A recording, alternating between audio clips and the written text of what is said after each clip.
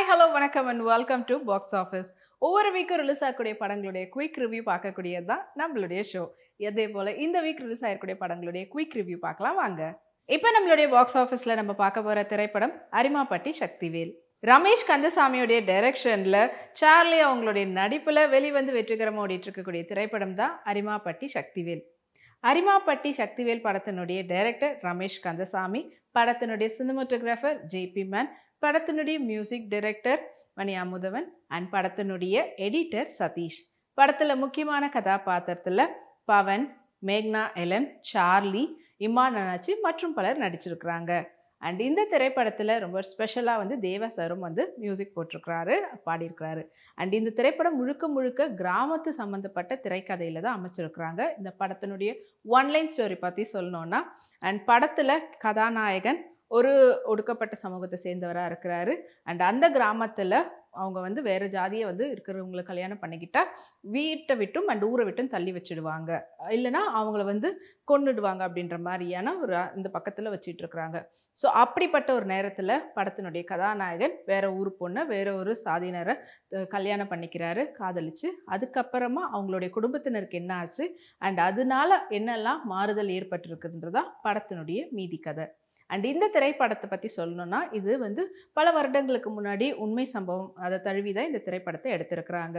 So இன்னமும் வந்து பார்த்திங்கன்னா மேற்கு பக்கத்துலலாம், அதாவது தமிழகத்தின் மேற்கு பக்கமாக இருக்கட்டும், இல்லைனா வந்து சவுத் சைட்லலாம் இதை வந்து இன்னும் ஃபாலோ பண்ணிட்டு தான் இருக்கிறாங்க. வேற ஒரு சாதியினரை கல்யாணம் பண்ணக்கூடாது அப்படின்றது. கல்யாணம் பண்ணதுக்கப்புறமா அவங்களுக்கு கிடைக்கக்கூடிய தண்டனைகள் எல்லாமே வந்து எப்படியெல்லாம் இருக்குதுன்றதை பற்றி தான் இந்த திரைப்படத்தை எடுத்திருக்கிறாங்க. ஸோ திரைப்படத்தினுடைய ஃபர்ஸ்ட் லுக் போஸ்டர்லேயே வந்து பார்த்திங்கன்னா ஒரு பக்கம் அம்பேத்கர் அவர்களும் இன்னொரு பக்கம் வந்து பெரியார் அவர்களுடைய இமேஜோட தான் இந்த படத்தினுடைய போஸ்டரே அமைச்சிருந்தாங்க. ஸோ இப்போ காலத்துக்கு ஏற்ற மாதிரி மாறணும் அப்படின்றத கதையை தான் சொல்லியிருக்கிறாங்க. இந்த படத்தினுடைய ஹீரோவை நடிச்சிருக்கிறவர் தான் பவன் அவர்கள். அண்ட் பவன் தான் வந்து சக்திவேல்ன்ற கேரக்டர் வந்து ப்ளே பண்ணியிருக்காரு.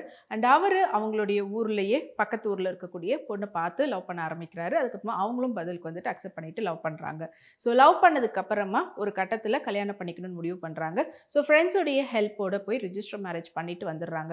அண்ட் இது கேள்விப்பட்ட தெரிய வந்ததுக்கப்புறமா ஊரில் அவங்களுடைய அப்பாவாக இருக்கக்கூடிய சார்லி அவர்களை கூப்பிட்டு, என்ன உனக்கு பையன் முக்கியமா இல்லைனா ஊர் முக்கியமா?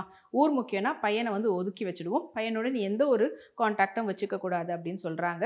சரி, நான் ஊர் தான் முக்கியம்னு சொல்லிட்டு பையனையே வந்து அவர் விட்டு கொடுத்து ஊர் மக்கள் காலில் விழுந்து நீ வந்து மன்னிப்பு கேட்கணும் இதுக்காக அப்படின்லாம் சொல்லி அதுக்கான தண்டனையாக நீ வந்து இதை ஏற்றுக்கணுன்றாங்க. அதையும் அவர் வந்து பண்ணுறாரு. அண்ட் இவங்க கல்யாணம் முடிச்சதுக்கப்புறமா அந்த ஊரில் இல்லாமல் வெளியூரில் போய் தங்கி அவங்க 2 பேரும் வாழ்க்கையை ஆரம்பிச்சிடுறாங்க. இது தெரிய வந்ததும் சக்திவேல் மறுபடியும் ஊருக்கு வந்து அவங்களுடைய அப்பாவுக்கு தண்டனை கொடுத்தவங்களும் அண்ட் ஊர் மக்களையும் எப்படியெல்லாம் வந்து பழி வாங்குறாரா இல்லையா அப்படின்றது படத்தினுடைய ஒரு பக்கத்திய கதையாக இருந்தாலும், இன்னொரு பக்கம் மேக்னா இல்லைன்னா அவங்களுடைய வீட்டு குடும்பத்தினர் வந்து எப்படியாவது இவங்க 2 பேரை கொன்னுடணும், எப்படி வந்து வேற ஒரு ஜாதியினரை கல்யாணம் பண்ணிக்கலாம்னு சொல்லிட்டு அவங்களும் வந்து ஆட்களை அனுப்புகிறாங்க. ஸோ அந்த ஆட்கள் கிட்ட இருந்து இவங்க மீண்டு வந்தாங்களா இல்லைன்றது தான் படத்தினுடைய மீதி கதை. ஸோ உண்மை சம்பவத்தை எடுத்து பண்ணும்போது அதில் இருக்கக்கூடிய விஷயங்களை நிறைய மாற்ற முடியாது. அதுக்கேற்ற மாதிரியான திரைக்கதையை ரொம்ப நல்லா அமைச்சிருக்கிறாங்க. முக்கியமாக கிராமத்து, அதாவது ஒரு ஃபுல் அண்ட் ஃபுல் அந்த வில்லேஜ் சைடில் அதெல்லாம் வந்து அதுக்கு ரொம்ப தத்ரூபமாக அந்த இமேஜ் எல்லாமே வந்து கொடுத்துருக்குறாங்க. அதே போல் லோக்கல் ஸ்லாங்கும் வந்துட்டு அல்டிமேட்டாக இருக்குது. அண்ட் அப்பா பையனுடைய பாசத்தை பற்றி சொல்லும்போது சார்லி அவர்கள் ஒரு காமெடியனாக மட்டும் கிடையாது, குணச்சித்திர நடிகராகவும் அவர் எப்பவுமே வந்துட்டு அவருடைய பெர்ஃபார்மன்ஸை கொடுக்கக்கூடியதில் வெல் வேர்ஸ்ட்னு சொல்லலாம். ஸோ அதே போல் தான் இந்த திரைப்படத்திலும் அவருடைய கதாபாத்திரம் அல்டிமேட்டாக அமைச்சிருக்கிறாங்க. மொத்தத்தில் இந்த திரைப்படத்தை இந்த வீக்கெண்ட் தியேட்டரில் போய் பார்த்து என்ஜாய் பண்ணுங்கள்.